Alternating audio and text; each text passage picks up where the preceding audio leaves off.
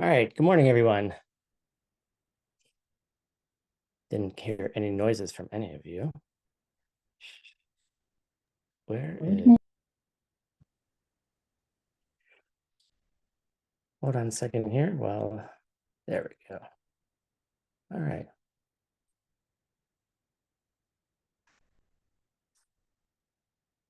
All right. Hi, good morning. That works now. Good morning. Oh, thank you. All right. How's everyone doing today? Slow, bored, happy, unhappy, frustrated?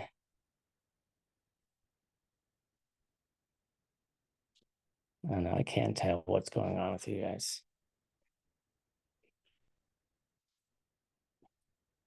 Wishing you made different choices in life? All right. So this course, I don't know. I've done this course a couple times. This is actually my first time teaching it. And for some reason, I mean, we'll figure this out pretty quickly, but for some reason, this course is incredibly inspiring. I think part of it is because it's pretty easy in the sense of it's what we say in Tibetan, we say it's Rangluk. It's like it's our position, right? It's everything we talk about around everything else. But we're not moving between schools in this course. Like we're in the upper middle way. We're in the position, we're in the discussions of basically like the highest explanations of emptiness, karma and emptiness. And we don't have to get all like confused, like, are we in the middle, what's going on in the mind only school? What's all this, what's going on in the logic schools, which actually we're going to touch on that today. So I'm actually not completely accurate on that, but it feels really comfortable to be here, I think. At least for me, it is anyway. And something weird has happened in my own practice where it's like, I don't want to do anything else. Like, maybe it's just because I've been babbling about this for several years now about, how to make sure you're practicing, how to make sure you're doing your meditation, how you make sure you're doing your book. And I don't know, maybe there's something that happens when we talk about these highest ideas. But basically for me, I'm like, all I want to do is like, I'm sitting with people and I'm like, I'm going to go home and meditate. It's weird. Like, I'm going to leave you guys and you're going to go do your thing. And I'm going to go over here and do this other thing.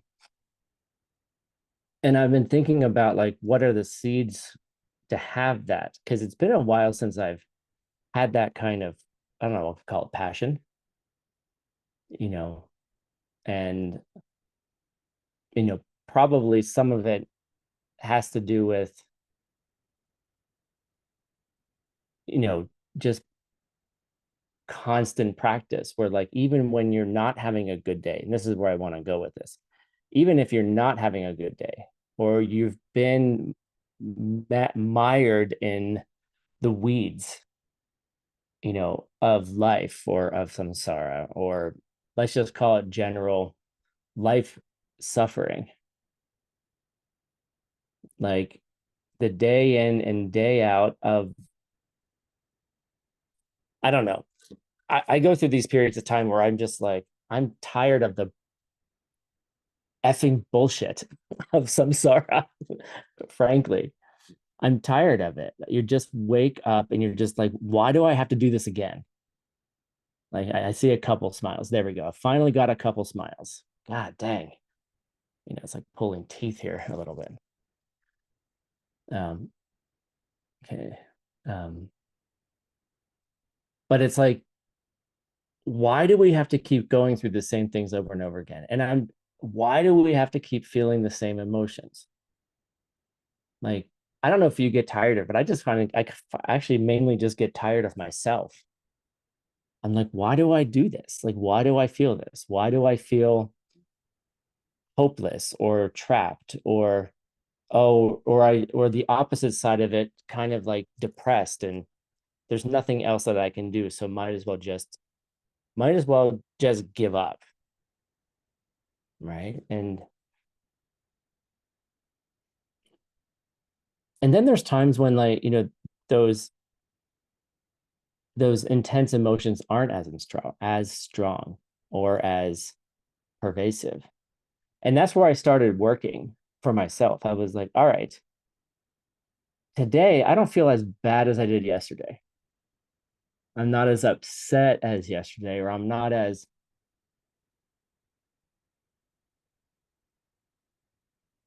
stuck, I guess. So what's different today? Like, why do I feel this today where yesterday I felt something else? Like, I would just say, even just 2 days ago, we had our mixed nuts class at Geshe Michael's house. Okay. That sounds pretty damn cool, right? Wouldn't it be cool to be like, hey, why don't you come? Let's get in the car and let's go over to Rimrock and let's go watch Geshe Michael and be at his house, right? I remember the first time I went, I was like, ooh, like, ooh, I'm in the llama's house, right? And I get there, first of all, I was late because we were trying to solve some tech problem and I was running late. So I get there and the house is full. Like, it is like everyone is packed in this house. There's, people behind him in the kitchen sitting on the floor, right? And they were filming for a documentary. So the doors were open. So I don't know if any of you've ever been in the Arizona summer, but it is like a hell realm, like a probably the beginnings of a hell realm. It is so hot here. So the doors open, they're filming him, and there was one little seat available. And I was sitting, and basically it was a little bench, and someone scooted over, but only one half of my butt fit on this bench. Okay. So half of my, so I'm half off, right? So, you know, and the person sitting next to me is a, very, very, very sweet person, but a much larger person. And their side of the bench was up against the couch, so they didn't have an option to take part of their body off of the bench. Okay. So I'm sitting there, right? And I'm just getting more and more irritated, right? And I'm like, you know, I'm trying to remember what's going on. Remember, like, where is it coming from? But it's hot. I have no space. My butt is hanging off. I'm pushed up against another body, which, like, when you're hot is the worst thing ever. I don't know. Some people like it. I don't. And we shouldn't have been there in the first place. Okay. It was some random fluke in the schedule, whatever. And I was whining. The only thing I could do to make myself, like, work through it was I need to say all the things. I've learned that if I just say the things, the emotion, or I express the emotion, then it moves. And then I can evaluate what's going on. Because until the emotion is expressed, it just gets stuck. So I'm typing to my friend on my phone in the middle of class, which you shouldn't be doing while you're listening to your teacher. Okay. Texting furiously. And my friend just says, wow, Tim, wouldn't it be nice if I was able to be there too? My friend lives in Argentina. And I was like, well, yeah, I guess you're right. You have to sit at home watching this on Zoom while Tim's packed in like a bunch of sardines in this house, right? And I'm like, what am I whining about? Like literally, I was like, what am I whining about?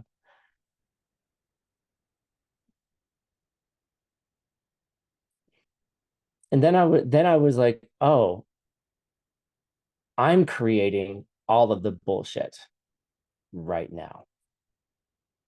Every single thing that's going on right now is being created by me because there's a million other possibilities going on.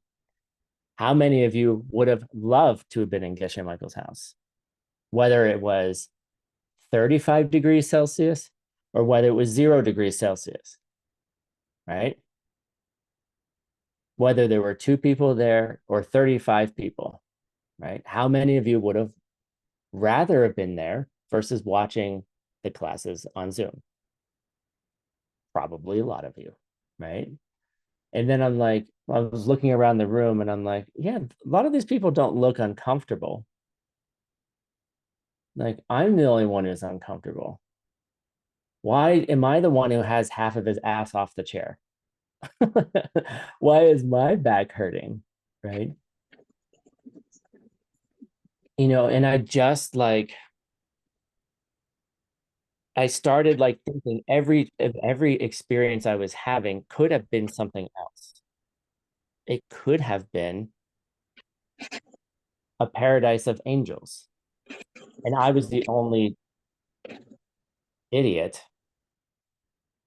who wasn't an angel yet, right? I'm the only one yet who can't see how beautiful this is. I remember a time when nobody knew where Geshe Michael lived. He wouldn't let people see his house. If you drove him somewhere, he would have you stop at the end of the road, drop him off, because you actually have to go down a hill, around a corner, and down to the end of a road. And then you couldn't know where he lived. Nobody knew where he lived. No one was allowed to live in Rimrock, right? You had to go live somewhere else. You see. So, by the way, this whole thing happened in about, I think I'm talking about it longer than it happened. It was probably about 4 minutes, maybe 5. Okay.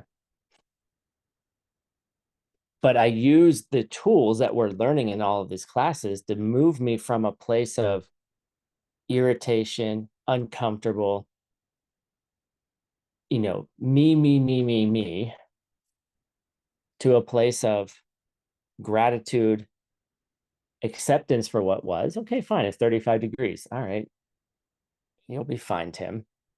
You're not going to die. There's plenty of water. I walked in and 4 people offered me water, like, in our little like sardine can.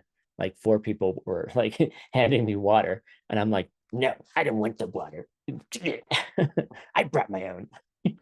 Like, you know, and then the more you think about it, like the more idiotic you become. Like, I was like, this is so dumb. Like, it was just like this. And then I realized how much of a choice I had. Right. And so I think that's the thing, is like you have a choice in those moments of how you behave. Because if I sat there and continued to be grumpy Tim,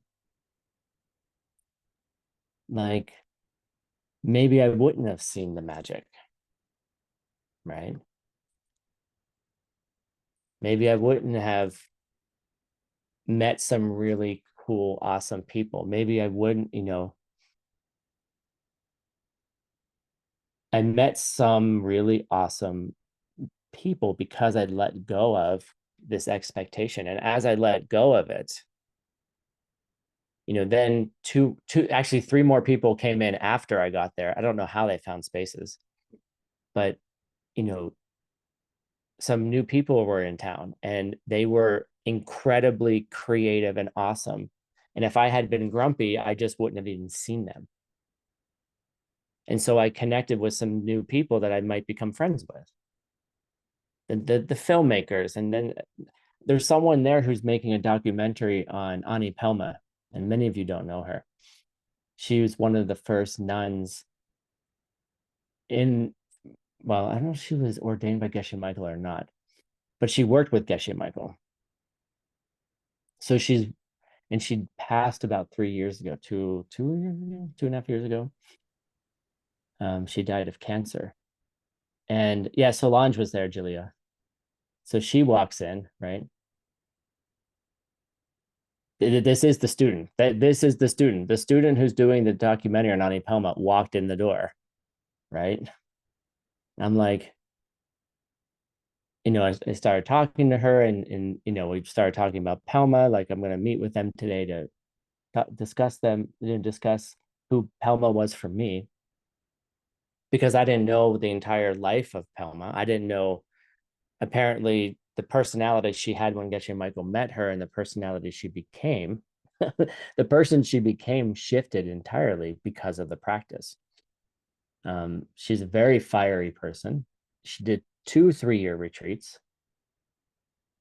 Um, I met her near the end of her life, and she was a sweet inspiration to me. She taught me how to die by watching her. How did she go through life? How was she not upset? It felt weird to be consoled by the person who's dying. I was there like to help her, and then she was helping me feel better about her dying. Like, she wasn't even bothered by it, and wasn't even, it was a really, really wonderful example. But see, different mindsets create different realities. This is where I want to go. The reality of it's hot, uncomfortable, I'm grumpy, all of those things. And then the reality where there's a room full of angels. Which one was it?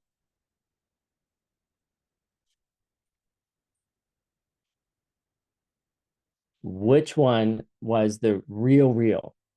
I like that. My kitty's sick. Which one's the real weird? The real. The reality where, right, they're both real. But why? Like, that's where we have to be able to, if you can work to experience, because both of those things could have been happening at the same time. It just depends which seeds are ripening for you. And can you get a practice in place where you can go from one to the other in 5 minutes? Because honestly, our emotional states are uncontrollable, right? You can't control in the moment what's going on, what's arising. If we could control it, we would, right? We would have already done that, but you can't control what is arising out of the moment. But then you have these other things that start happening, which you obviously can't control either. That's the thing that sucks. Like, you can't control if you have thoughts of wisdom arise in your mind either. It's not like, because I could be sitting next to someone being like, yeah, this could be a total different reality. And they're just like, and then they throw water on me. They're like, you're an idiot. And most of the time, that's what happens when people have emotional reactions. They're like, you know, they're thinking that somehow you're wrong, that you don't understand, et cetera, et cetera, et cetera. And then you have wars, right? We had last night was kind of funny to me, but that we had our presidential debate. We're in an election cycle. And I honestly couldn't watch it, because even the person that I'm voting for, I just couldn't, I'm just like, the game drives me nuts. Like, the things you know, that we say to each other in the way that we treat each other, at least I see on TV, just like, this is not going anywhere good for you guys long term. Now, in my opinion, one's more an idiot than the other, but I could sit next to somebody who thinks the person I'm voting for is an idiot and their person is a saint. Yeah, I don't know how that's possible. They don't know how my point of view is possible. Therefore, you start a fight.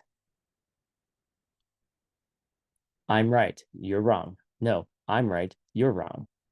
And then you're standing in line at a cafe, and then you have a little argument with somebody. By the way, for those of you that wondered what happened, good karma ripened out of all of that. Just to remind you the story, I'm in the line, and that's too long. Don't worry about it. The point is, the end of the story is that it ripened really well. He came up to me, he apologized, I apologized. We're now friends. Okay, great.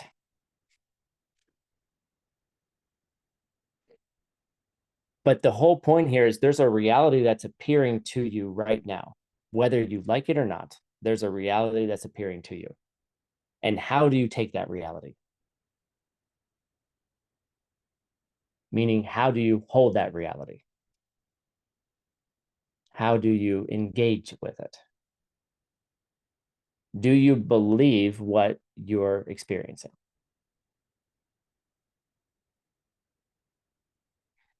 And if you can ask yourself that question, even when things are going well, do you believe what you're experiencing? Because that's the big thing. When things are going well, everyone's like, do, do, do, do, do, right? Everything's fine. Everything is awesome, right? From the Legos, right? Everything's awesome, right? And then you don't think about why it's awesome. And then you think that's the reality that has to exist right now. And then you start grasping for it. And then you start grasping for it and you don't understand where it's coming from. And then when you're having a shitty day or you're upset at your boss or whatever going on, you want to feel this, but you're feeling this. And now you want something that you don't have.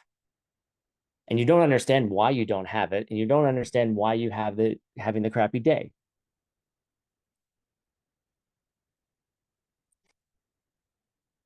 So how do you take reality? And so if you can train yourself, train your mind, get the seeds, but it might look like training. If you can catch yourself and ask those questions, why am I taking reality to be this way right now? Why is it this way? Why me? Then there's a hope that you can do something with it. Then there's hope. Because you can enter a place, have one experience, and 5 minutes later, or in a single instant, have a completely different experience. It doesn't have to, you don't have to wait 5 minutes. You don't have to wait 15 minutes. You can change it in a single instant. You and everyone else could be entirely different. There's no reason why it has to stay the same. Just with a finger snap. But this is where, but how do we understand that? That's the thing. That. Oh God, that. And I need to take a hot second break. I need to fill up my water bottle.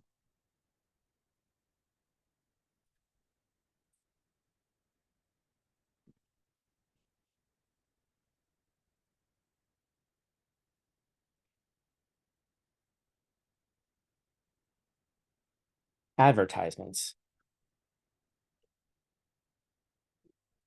So how do we, it's the question of how are we grasping onto something? Why is something something? And does that something have to be that something? And then is anything that you experience the real? Is there anything that you're experiencing that is the real thing? Pause. Okay. What you are experiencing, now there's a separation here we have to make. And that separation is the thing that you are experiencing, that something, that thing that's being taken, also has another quality to it. And that quality is It is doing something. It is functioning. You are really angry. Like, really. You are experiencing anger. You are experiencing frustration. You are experiencing awesome. You are experiencing thirst. You are experiencing danger. Just because there's a car coming at you down the street and you're like, that's not real. That's not the real. Is that car still going to hit you? And are you going to have real pain afterwards? Are you going to have a real broken leg? Are you going to have a real bill afterwards to pay the hospital because you broke your leg? Yes, you will have all of those things.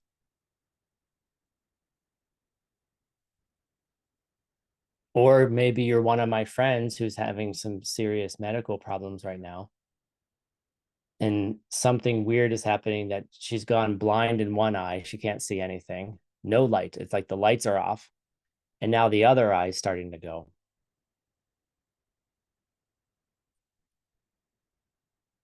And oh, she found a clinic and a hospital that'll pay for everything that's going on, right?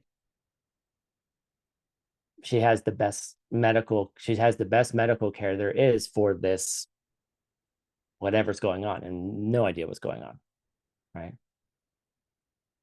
So maybe there isn't a real bill. Maybe someone else will pay for it, right? Who knows?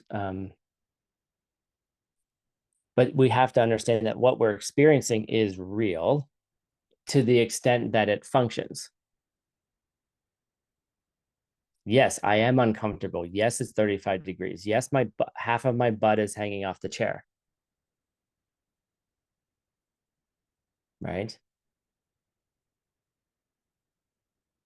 Yes, my back hurts. Yes, all of those things. And that's only one part of the equation. And this is where we need to access. That's one. This is what we call kunzangdenpa. Here we go. Deceptive reality.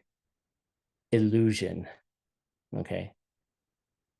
We have to understand that what illusion and deceptive mean is it doesn't mean that what's there is not there. Right? Yes, there was no amount of magic that would create in that moment another support for the other half of my butt. Right? Like, it is true. Half of your butt is hanging off like that's a thing that's happening. Like, we're not gonna that's not what we're denying, right? That's not what we're saying is not real. That's not what we're saying when we say that's not real. And that's why language in Buddhism oftentimes becomes extremely misunderstood and misused.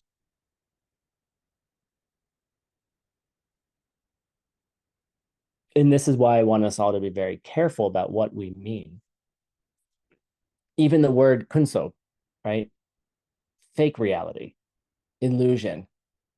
Like, those things are, how illusory is it if a bomb is dropped on your neighbor? It happened. How illusory is it that I had a pipe leak in the wall and ruin my floors? Right? It's not illusory in that way. Yeah, the floor's all wet. That happened 2 years ago. Don't worry about it, guys. That was 2 years ago. It's real. It's happening to you. It is happening, right? But how it's happening to you is the thing that you have to get to. And on the other side of that, the ultimate reality side of it is its potential to have been anything else. If you have different, if you stop taking things to be real in the sense that they're fixed, unchanging, everyone else has to experience it this way, which you do 99% of the time, maybe 99.99999% of the time. Let's be real. Real, get it? It's so real that it's 99% of the 99.999% of the time real. But if we can insert ourselves in there and say, why is it like this? Does it have to be this way? Why do I have to experience it this way? Could somebody else be experiencing it? Could all of you have been incredibly joyful having been teleported across the world and into Rimrock, Arizona, into Geshe Michael's house to listen to a mixed nuts class? You wouldn't care if it was hot or cold or anything about it. You would have been like, this is an amazing opportunity. Wow, the desert, this is weird. This is the desert. Okay, I'm in the desert, right? And then you would have seen the kindness of everybody around you. 4 people handed you water. Then you would have looked off in the corner and been like, oh, somebody kindly brought dinner. We had pizza and we had salads and we had snacks. I had everything I needed. I was a little hot. I was a little, whatever, right? But then there's different things that could be experienced. So the question becomes, how do we experience that? How do we generate the karma? See, how do we generate the karma to be able to have that experience where you can flip things? Where you can be like, it's at once an acceptation, is that a word? An acceptance of what is for you right now. And could it be something different? Sometimes it's easy to change what's going on.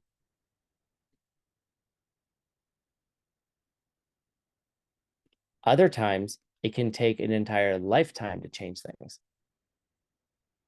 Sometimes sometimes some problems are so large that they don't, it's hard to push them out of the way, right?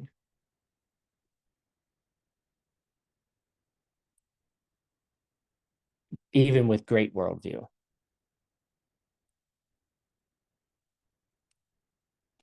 An arhat who has seen emptiness directly, has removed all our mental afflictions, and is still in this body, still has some kind of, they don't experience it that way, but they still have a body, and that body still has to die. Okay, it has to wear out. So there's some things that are difficult to change.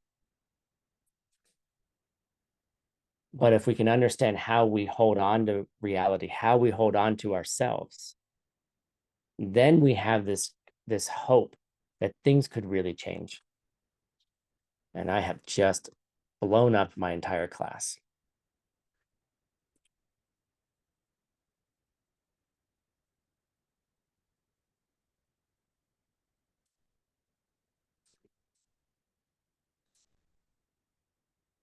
Hold on just a second while I fix myself here.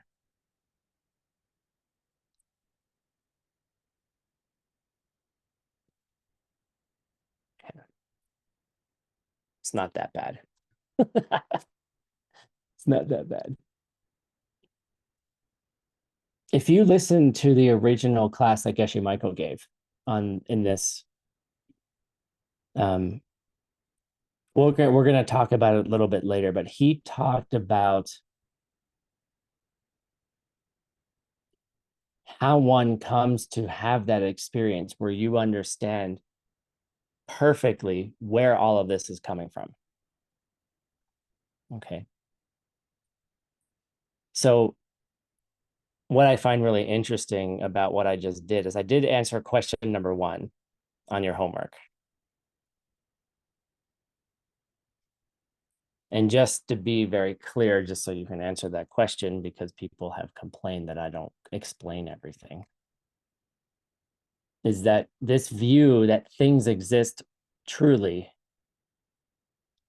is a view of the lower schools of the detailist, the functionalist, The functionalists in general, which are the detailists, the sutrists, and the mind-only school, part of the mind-only school.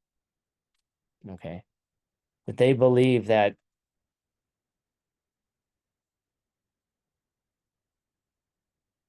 if something does something, it's real. Okay. And then the middle way school says, well, nothing has any object, nothing has any nature of its own. In our past, karma is forcing us to see it the way it is.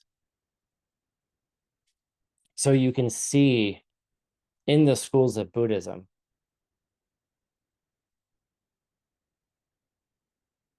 it's really easy to say the words. Nothing has any nature of its own. Everything is coming from your karma. Everything that you see is coming from your past karma.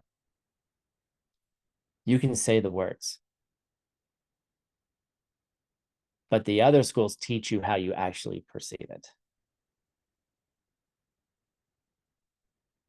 They teach you, no, actually, the way you're perceiving this is that because it's doing something, it's real. That somehow it's doing something out there independent of you. So we spend all these times in these other schools being like, how do you see it wrongly so that you can see it correctly? And all of us have this habit. I've heard everyone do it, including myself, say, it's coming from me. It's my karma. It's your karma, right? You have to see it that way. I love people that karma blame other people. That's just your karma. That's just coming from you. You know, and 2 seconds later, you're like, ah. And if you really got it, if someone accuses you of that, which they do,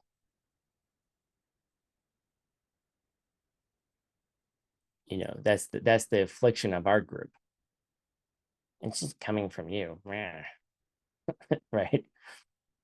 Is that you yourself are not recognizing how that person who's criticizing you about things coming from themselves is actually coming from you. Okay.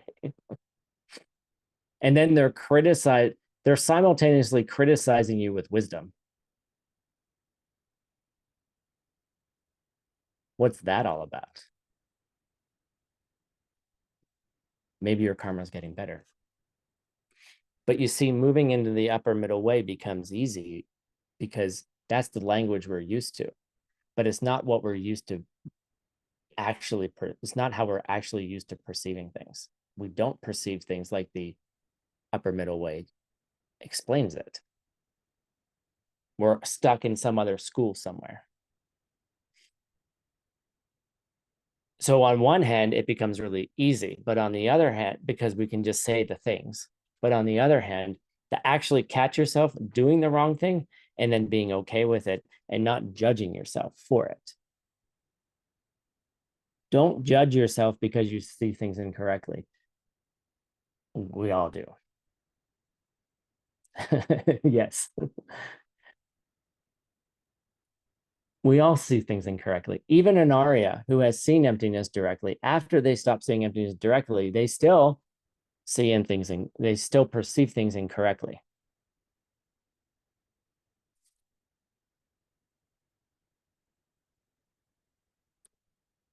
They have lost the belief that they know that the Arya knows that they are wrong. They know that they are wrong. Yes, and our heart is always an Arya. An Arya, well, it depends if you're talking about a Bodhisattva Arya or a Hinayana track. But let's say every Arhat is someone who has seen emptiness directly, whether or not they're on the Bodhisattva track or not.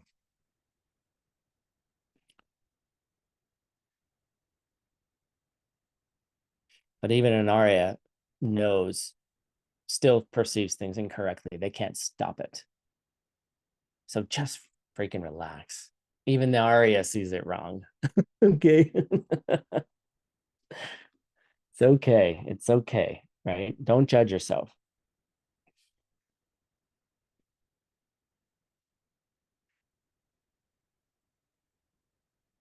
So when we're talking about what is an Arya, okay, and what makes them special, and what, like, how do we divide this up?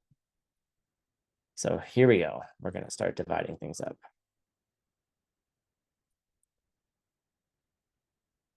Okay.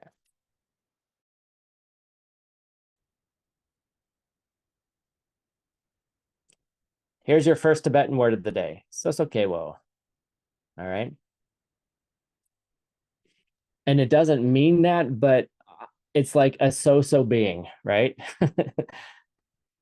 Basically, it's someone who is not an Arya, someone who has not seen emptiness directly. It's a good word to know. Another great word in Tibetan to know is chiba. And chiba is someone who is considered an infant. Right? Here we go. Right? And that's insulting as hell, right? Anyone who has not seen emptiness directly is considered an infant, a toddler, right? It's kind of it's kind of insulting, right? But that's the words that the Tibetan uses, sosokewo, someone who has not seen emptiness directly. Ordinary, it means ordinary, okay?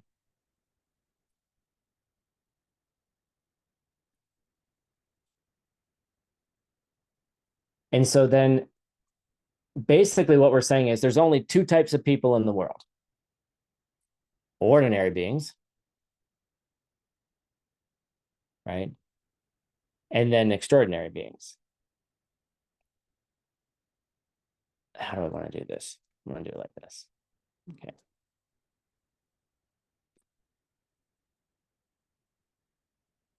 Okay. And it's kind of like once you see emptiness directly, it's like you can't go back. All right. It's like these milestones in life. All right. And I will give somebody $100 if they can explain this image. It has to do with milestones in life and ordinary beings versus extraordinary beings. All right. No one's going to get it, but I wanted to try. If you can explain this image, I'll give you a hint. Some of you are old enough. 1984. Some of you weren't even born yet.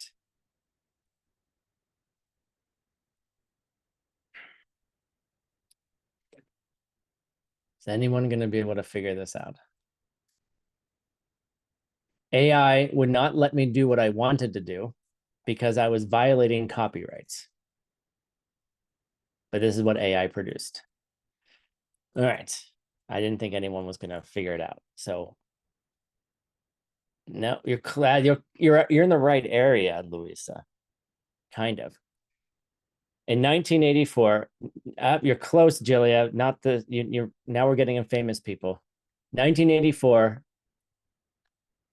Madonna released "Like a Virgin." All right. Okay. What does this have to do with Sosokewos and Arias?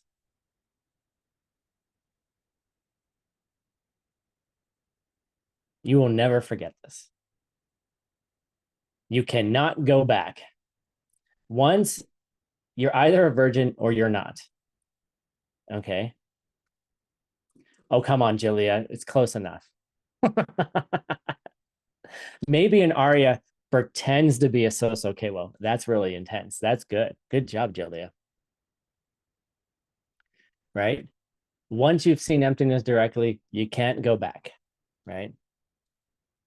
And if you don't know this song, go listen to it. Classic 1984,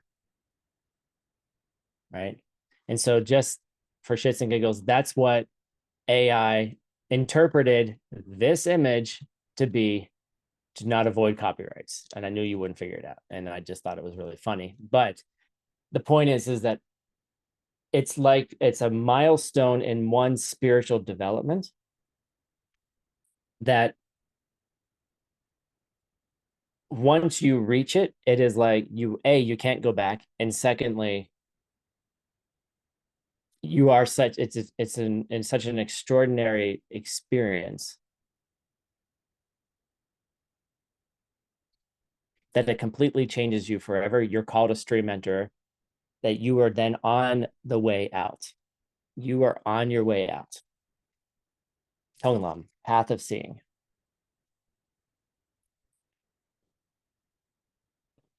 So just because you want more of this, and that's called a pakpa.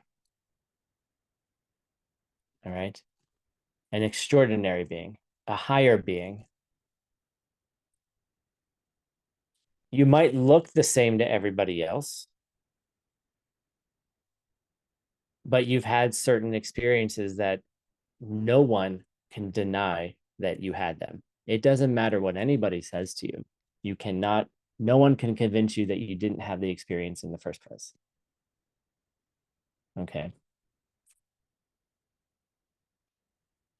And so everything we're doing, if you're not an Arya already, is designed to it's designed to take away your virginity. Anastasia, do not put that on Facebook or on Instagram. They will misunderstand me. Everything is designed to get you to this place where you become an entirely different being, because you finally understand how you were taking reality. You finally understand that every moment prior to that 20-minute experience, you have been 100% incorrect. Even if you study upper middle way and you say the words, you still are wrong. Bam, I said it. So just relax. Everything up until that moment. Now, do the words help you? Yes. Do the practices help you?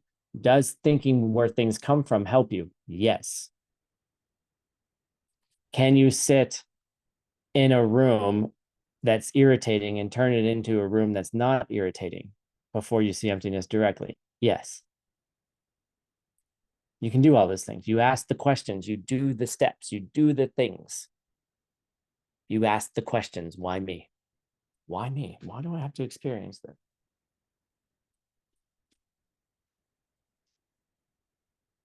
But once you move over to that other side, you can't go back.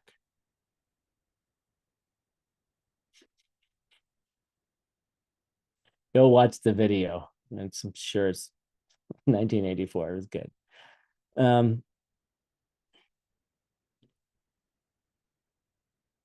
But what leads us up to that moment is that we break down the barriers between, how do I say this?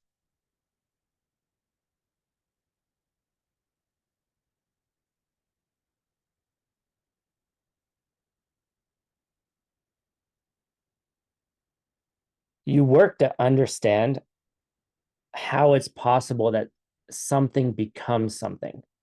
How is it possible that you walk into a room and you look at a bunch of parts, people, temperature, sounds, half butts off the chair, like sweatiness and, all these things, right? How do you take those pieces and put them together into an experience?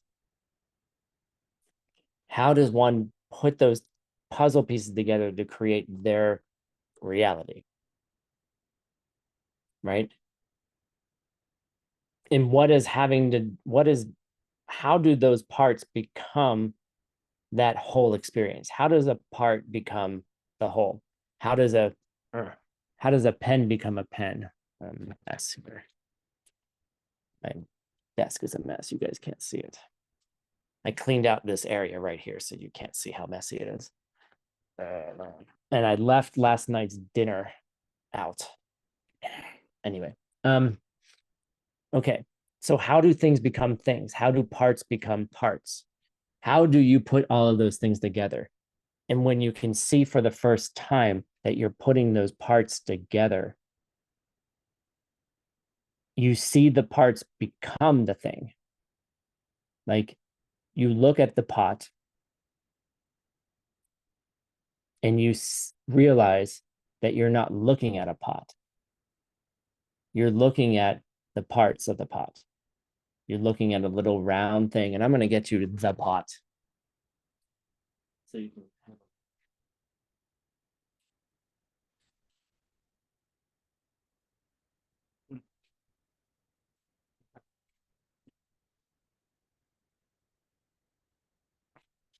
someone gave me a pot once.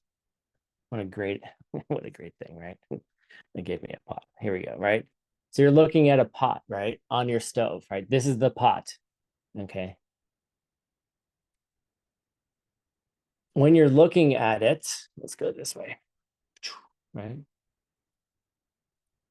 Are you looking at the pot? First of all, you're not looking at a pot anyway, because you're looking at a screen that has pixels on it and different colors. Okay.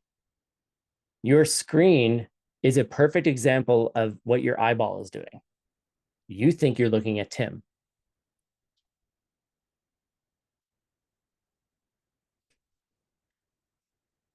You think you're looking at Tim. You're looking at little tiny dots on the screen of your computer. That when you put all the dots together,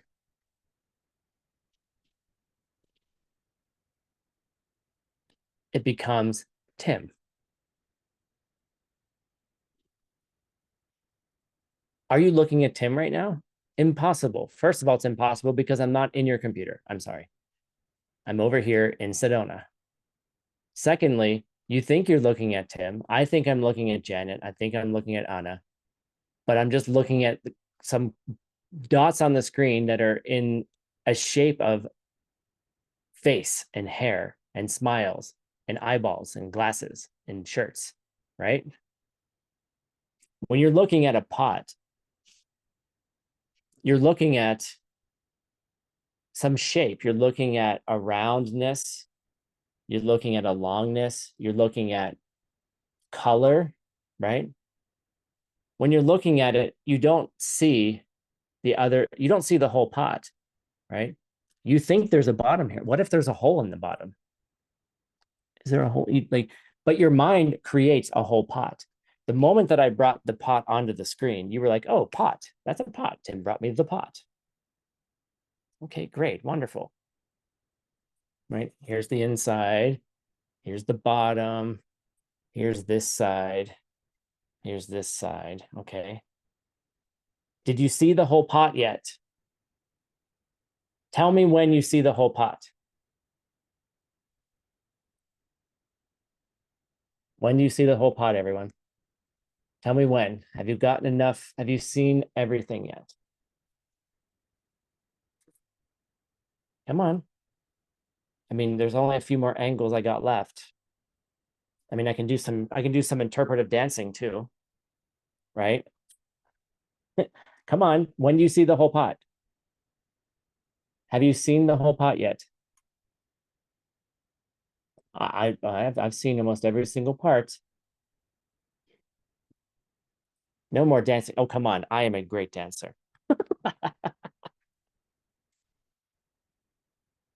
Okay. Here, let me give you the inside there. Here's the whole inside. Okay. Oh, she said more dancing. Oh, I'm sorry. I missed the comma. That's the power of a comma. It's not no more dancing, it's no more dancing. Get it? Okay, see.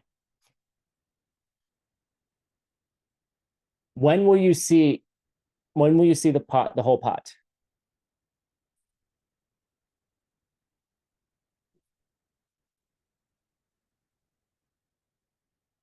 You guys are all saying the right answers, but I don't believe you. You are experiencing the whole pot, but you're not telling me how you are.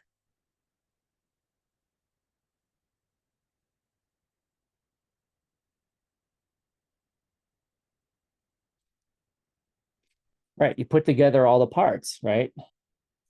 First of all, you're all correct.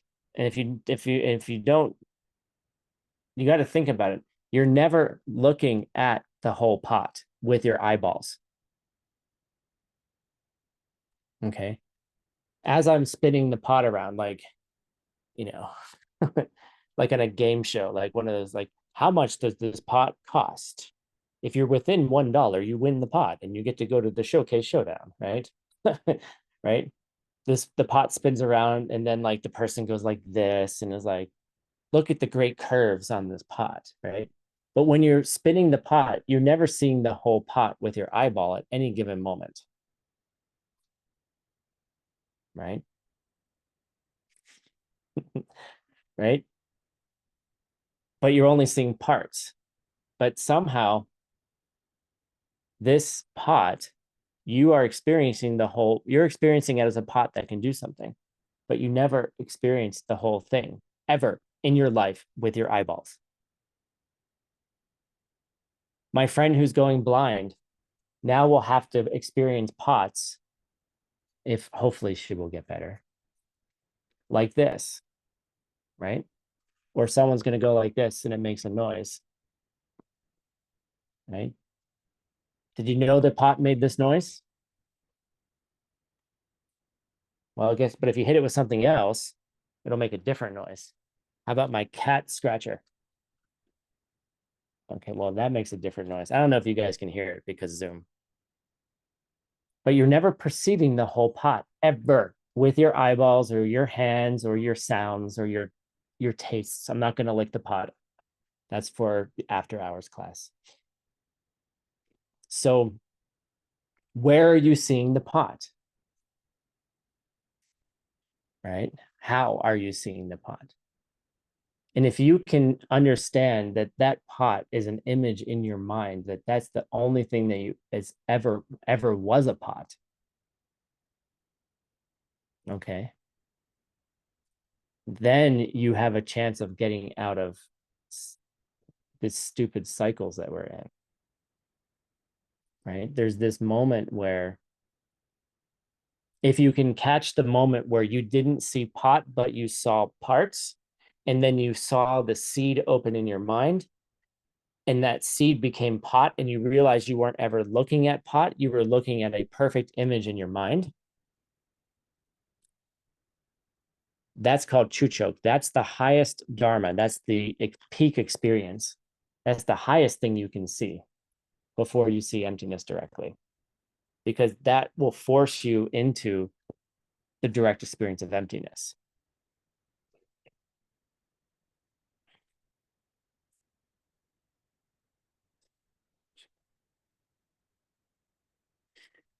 Jillian asked a very deep question, and we're gonna go there. And if we don't get through all the content, I don't care, because this is important. This is the content. She asked the question, is the pot I'm holding in only an image in my mind, only, or is the pot image in my mind a different pot than the pot that's out here? Is the pot image in my mind different than the object out here? Or am I only seeing a pot image in my mind? What do we think? Do you ever smell your pots? That's new. I never smelled my pot before.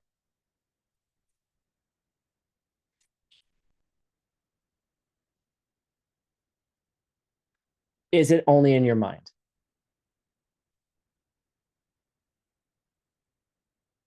The mind only school will, there we go, fine, yes. But the mind only school, we would say, yes, it's mainly mind only, right? But the pot you thought you were interacting with out there was actually the image of the pot in your mind. And when you can understand that they are the same thing, then you will have a very, very close experience of seeing emptiness. I'll say it again. The image that you see in your mind, that seed that opens up in your mind as pot, and the pot that you see outside yourself are the same thing. And how are those connected to each other? There is an external reality, it is there, and there's an image in your mind, and it's the same thing.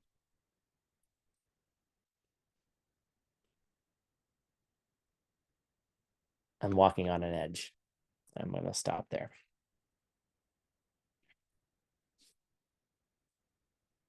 But the importance of understanding that is what can push you into seeing emptiness directly. How can there be something out there that's giving me some kind of indicator of potness, and then my mind puts the parts together and creates a pot out of it? Because my eye didn't see pot. My eye saw colors and shapes. I'm working with my eye therapy group to create a program to force everyone to see that their eyes are not doing what you think your eyes are doing. Because they can force you with a couple of tests to force you to recognize that your eyes aren't doing what you think your eyes are doing. And we're all going to take a field trip to the eye clinic. We're going to have field trip time, and we're going to play on the machines after hours. I'm asking them how much they're good, how much it costs, right? We're going to put on, one of the cool things you can do is you can put on these glasses, right? And all of a sudden, and you have different things happening on screens in front of you, and all of a sudden you can realize that your eyes are not doing what you think your eyes are doing directly in the eye shop. Why does Tim have the karma to have eye problems? So he can be forced to go to the eye shop, to be forced to have to experience that his eyes aren't doing what he thinks his eyes are doing. My eyes are not looking at a pot, but it sure as hell looks like a pot. And it sure as hell functions like a pot. And I'm sure as hell can put water in it and then put an egg in it and boil it for breakfast.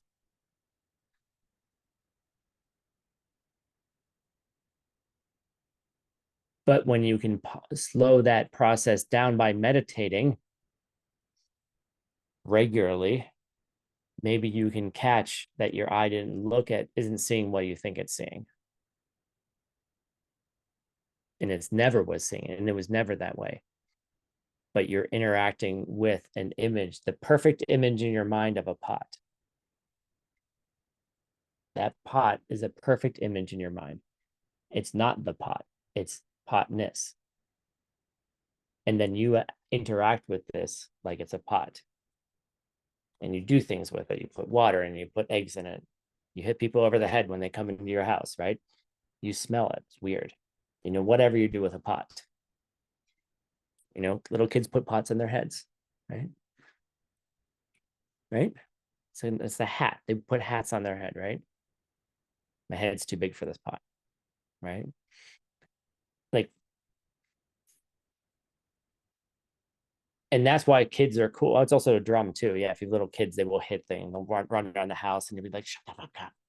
You know, kids are great with objects. They teach you the emptiness of the object. But can you get to a place to see emptiness?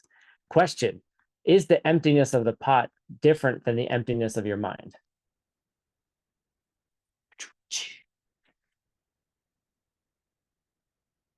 No, it's not. The emptiness of one object is no different than the emptiness of another object. So where we say every snowflake is unique, the emptiness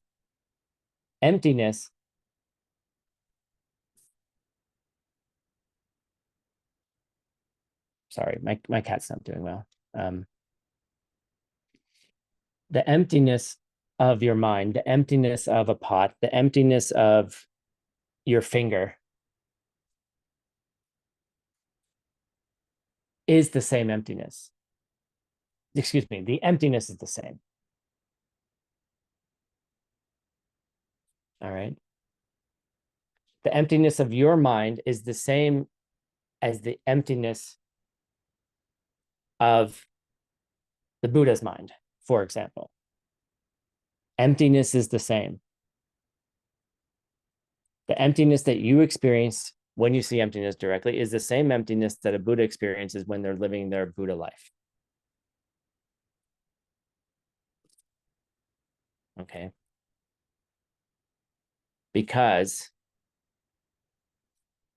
But the thing that arises out of emptiness will be the unique thing, the cup, the person, the mind, all of those things. Okay. So the emptiness that someone sees on the Hinayana track is the same emptiness that someone sees on the Mahayana track. You can see emptiness directly without bodhicitta and become an Arya, and also become an Arhat.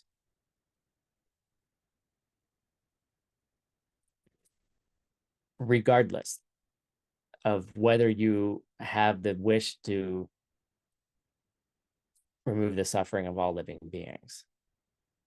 A scientist could become an Arhat, right? A scientist who just sits in the lab all day long could see emptiness directly.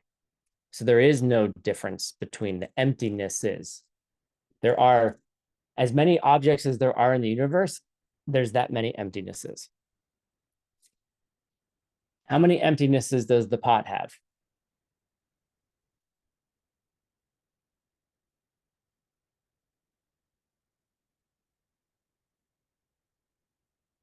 I'm sorry, there's only one pot here, Michael.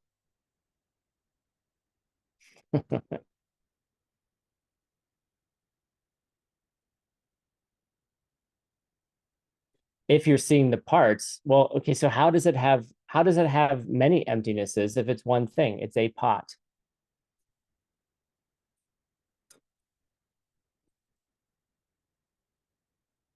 So if you're looking at the parts, are the parts the pot?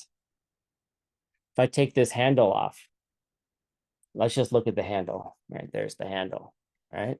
We're looking at the handle, right? The handle has emptiness, right? Is that emptiness part of the emptiness of the pot?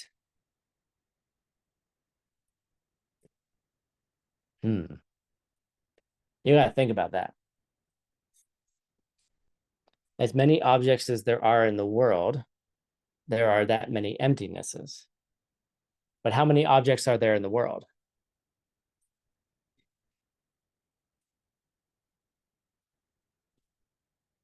Is this one thing or is it many things?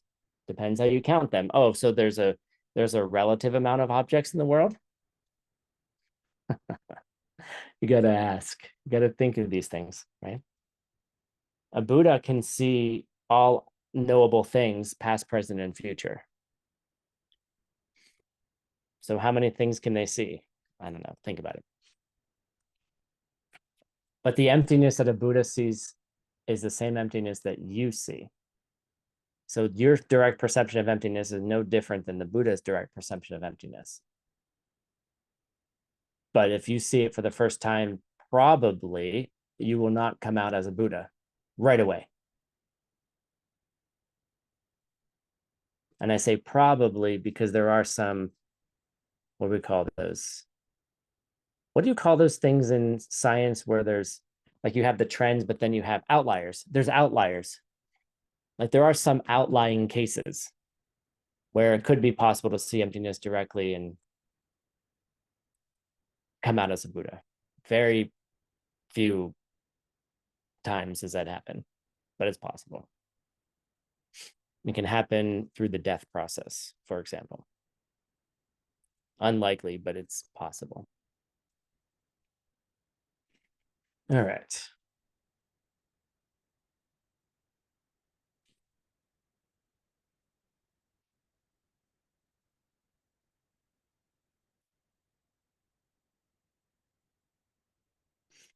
So what ends up happening is then we start analyzing all of these things.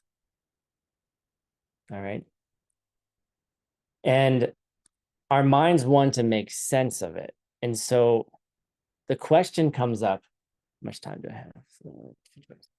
The question comes up, and it comes up in our mind. Well, does deceptive reality and ultimate reality, do they exist at the same time?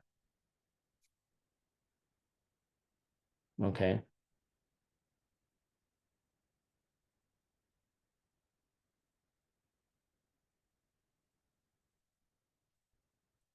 And so what it means is like, like our minds want to say things. Our minds want to argue.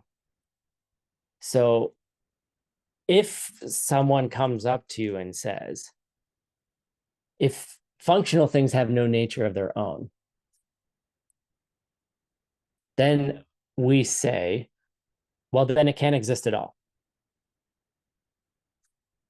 If you tell me that none of the things here have nature of their own, then they can't exist at all. That's one point of view that shows up. And I promise you, if these are new ideas for you and you sit in meditation, you will think this. And it'll feel like a deep realization. And in a lot of ways, it is. Because if things aren't what they don't have a nature of their own and they aren't what they appear, then they don't exist.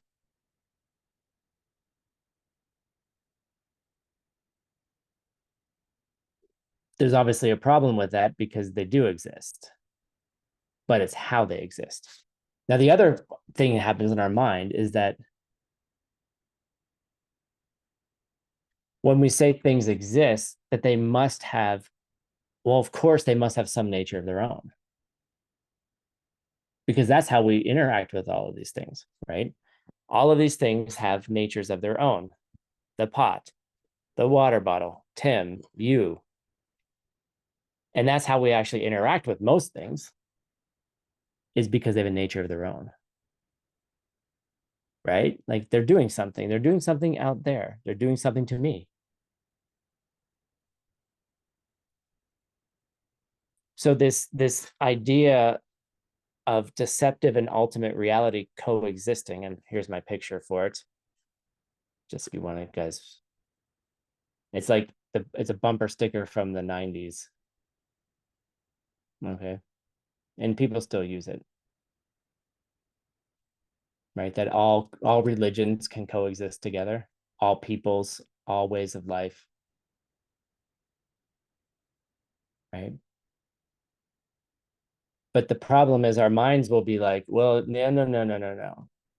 If things exist, then they have to exist by themselves and that on their own without any independent of me.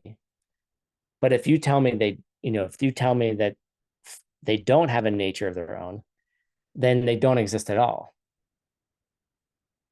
And you'll see it happens to a lot of people. Like when they start working these ideas and like, oh, everything is empty. Nothing has a nature of its own. And they'll walk into situations and they'll be like, oh, it's not real that you're yelling at me. It's not real that you're upset at me. You know what's not real? If you stay too upset, I'm not going to give you your paycheck. Right? That's what your boss is going to say to you. Oh, the work is not real. How real is the lack of money in your bank account? Your bank account will be empty because nothing's real. Right? So, but that's what our minds want to do. They want to bounce between these two extremes. And you can do the words, okay? You can do the blah blah, no problem, right? I bet all of you would pass the Morocco exam after we do the 18 courses. All of you will be perfectly adept at saying nothing has a nature of its own. And then you'll be like, yeah, the two extremes are if I believe things exist. Wait, what's the extreme one? I always screw it up. This is why I screw it up all the time. If things do exist, they must have a nature of their own. But the other extreme is if they have no nature of their own, they must not exist at all. And everyone will go, yay, good job. Everyone will applaud. They'll put the emojis on the screen. You'll get a whole bunch of like hearts and everything in the chat. Everyone will rejoice for you, right? And you'll be like, yay, I studied the 18 courses. And you'll go out the door, you'll get in your car, and then you'll go like this to the first driver that cut you off. By the way, if that doesn't mean anything in your culture, don't do that in mine. Okay.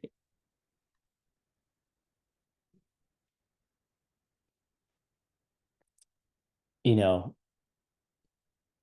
and you'll get angry at someone who cut you off, and you're going to be like, that person exists by their own through some nature of their own. It has nothing to do with me. Right? You are now an ACI certified. You have finished all 18 courses. You finished the exam, and you still give the driver 5 minutes later the middle finger. Okay. You see. Oh, Alona, that's so nice. He will see it as a flower. Yes. That's exactly how I see it when people give me the middle finger. I'm like, oh, it's just a flower.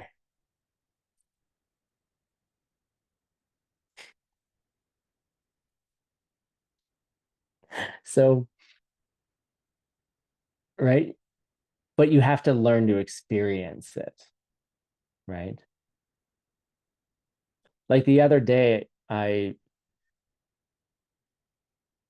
pulled out of my driveway, and because of my vision issues, my right eye turned off and created the image of the rest of the road as it was when there's no cars on it. And this is actually the new thing I'm learning about the way my vision works. Is it turned off and it created an image of something that wasn't even there, that it didn't even see. My eye turned off. I could only see out of my left eye, but I didn't notice, of course, because you don't notice these things. And the right eye created the rest of the road that had no car on it. Okay. So Tim turns left out of my driveway. And for some odd reason, I turned into the wrong lane. Okay. In America, we drive on the right side of the road, not the left side of the road. So it doesn't work for all of you. For some reason, I turned into the left lane coming out of my driveway. And then I sensed, out of the corner of my eye turned back on for some reason. And then I saw another car passing in the right lane. Right. And of course, I slammed on the brakes. They stopped it too. And I was like, holy shit, I almost got in an accident. And I was like, how the hell did I not see that car? And this person was yelling at me, right? Using very colorful language. I couldn't hear them because my car was closed, window was closed, their car was closed, but I could read lips, especially when they're yelling, when they're swearing at you, right? So, and the person was extremely upset, yelling at me. And, sometimes when someone yells at you, you yell back, right?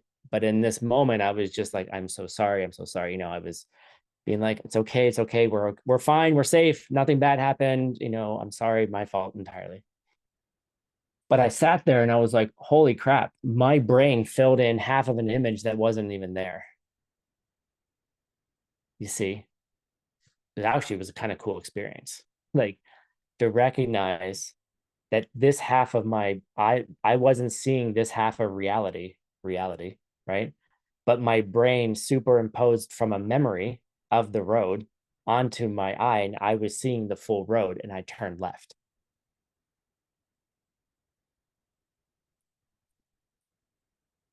Pretty freaking wild, right? Of course, now when I'm driving, I'm always like, I turn so I make sure I can see the whole, and I'm a lot more careful now. And I also, the eye therapy is helping me recognize when it does happen. I can actually see the blank now. My brain doesn't fill it in. There's a split second it happens. So, but understand that my eye, you're not right. The deceptive reality of deceptive reality. You're never seeing the road anyway. Right? You're never seeing the car anyhow. You're never seeing any of the things you think you're seeing. Right? So I saw that moment as a gift, as a flower versus a middle finger, right? I'm like, oh, that's really cool. But understand that you can do the blah blah, you can do all those words, but the words will point to an experience, and understanding the words and debating the words and going into meditation and working it all out will then start generating the experience to understand that what you think you're perceiving with your eyes, your nose, your mouth, your tongue, your hands, or your mind itself, like thinking in general, those things are not what you thought they were. The way that you take them are not the way they are. And if you can do that, then so much can change. Your world can change in a single instant. You can take a terrible experience and turn it into a paradise pretty quickly. And then how to sustain it's a different question.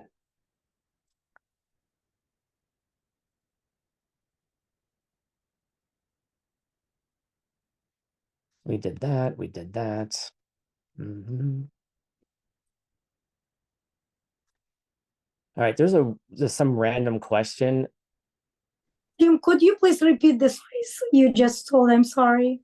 What? I don't know what I just said. I have no idea what you heard. You can turn off an awful experience to something like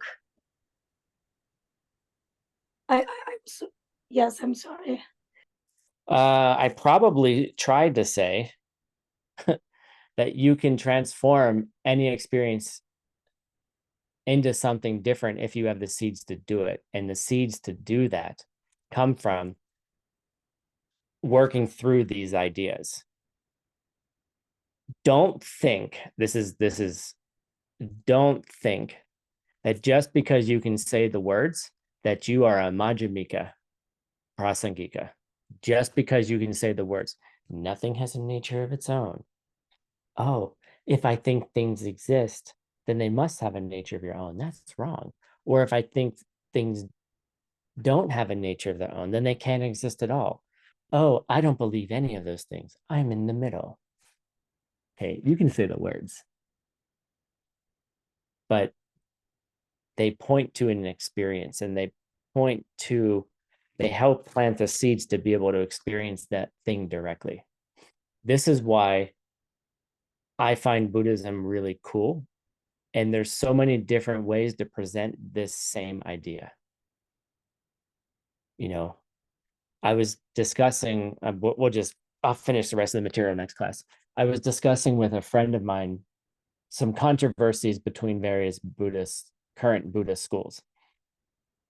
Like some people, like the discussions people have, and then, oh, this Lama did this Lama did that. Well, that Lama criticized our tradition and blah, blah, blah, blah. And there's like this back and forth thing going on.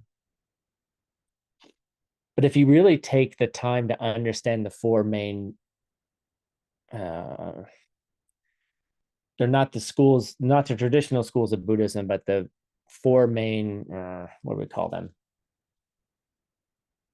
Current presentations in, Tibetan presentations. There's four schools. I don't know, school's not the right word. I'll find another word for it. But they have the Galupas, Nyingmas, Sakyas, and Kagyus. Lineages, yeah, sure, we'll call them lineages. But within the lineages, there's lineages. So there's lineages of lineages. So that's why I'm struggling with the word. So you have different presentations, Nyingma, Sakya, Kagyu, and Galupa. We're learning the Galupa presentation, okay? Which one is better?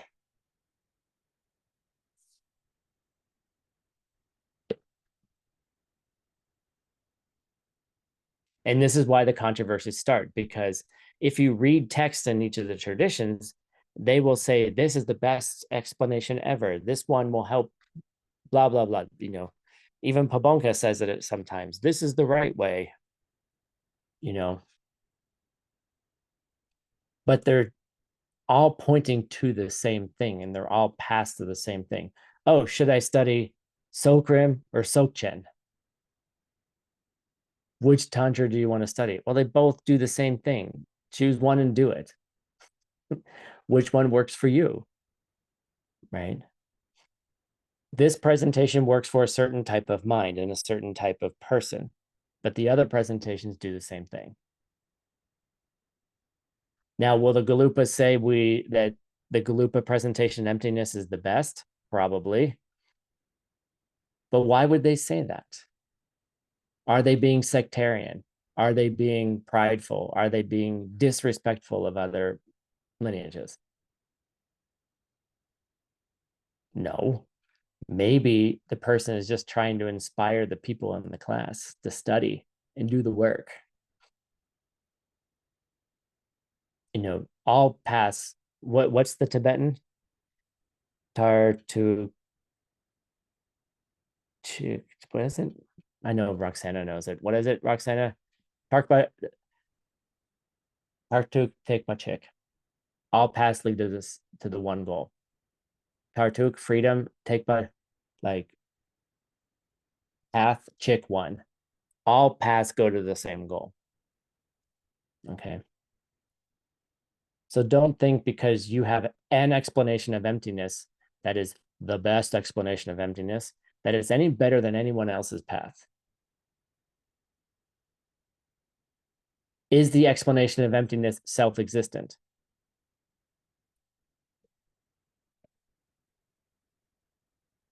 No. And if you think it is, you've misunderstood it.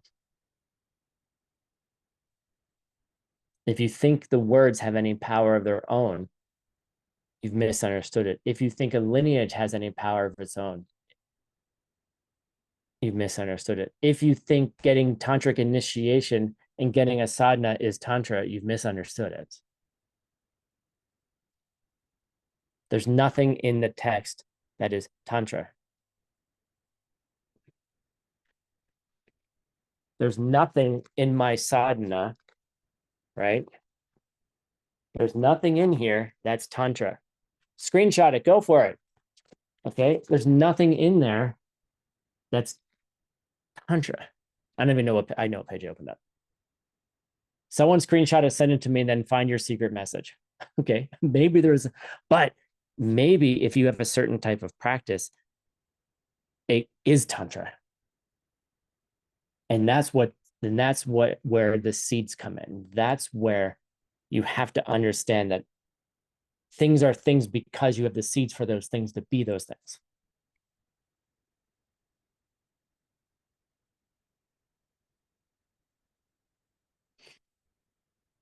So don't think your way is the only way, but your way is the way. Okay, good luck. All right, we're going to take a half-hour break. Thank you, everyone, for joining. If you haven't noticed, this is one of my favorite topics. We did not finish the class. I will quickly go through those. You can answer most of the questions already. And I'll fix it. I'll finish up the homework at the beginning of next class. Thanks for everyone for joining. Thank you, translators. Thank you, tech people. Who else am I not thanking? Thanking all of you for coming. How about that? All right. Let's put some emojis in for everybody else. Celebrate that you're here. And there we go. Get some emojis in there because emojis are awesome. And we will see you in a half hour for some little bit more Lamrim. We're going to go into how to navigate. What we're going to do today? We're going to talk about how to navigate your agitation and dullness. Cool. So turn on your microphone, say goodbye to each other, and we will see you in a half hour. Ciao, Tim. Thank you, Tim. Thanks. Bye. Thank you so much. Thank you so much. Bye. Thank you, Tim. Muchas gracias, maestro Tim. Ven a Colombia. Thank you. ¿Me estás invitando? Okay, I'm trying. All right, see you guys soon.